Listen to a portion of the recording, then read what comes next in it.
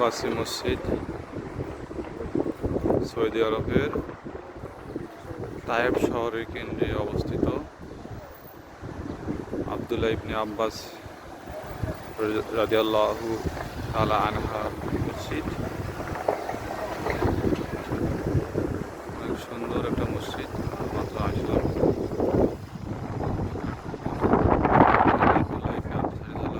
বাজার শরীফ আছে, যাই নেই।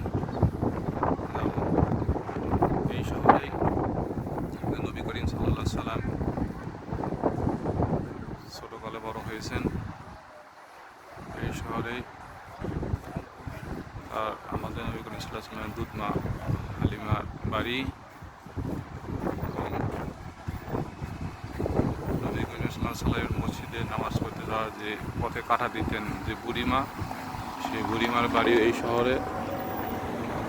আমরা ইনশাল্লাহ সবগুলো ভিজিট করবো আস্তে আস্তে।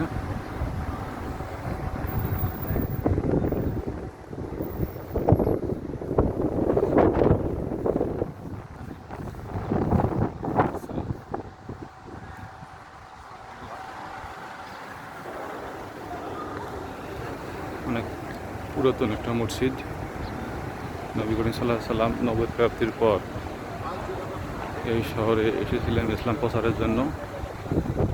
10 দিন এই শহরে ইসলাম প্রচার করতে এসে অনেক নির্যাতন নিগৃহ হয়েছেন।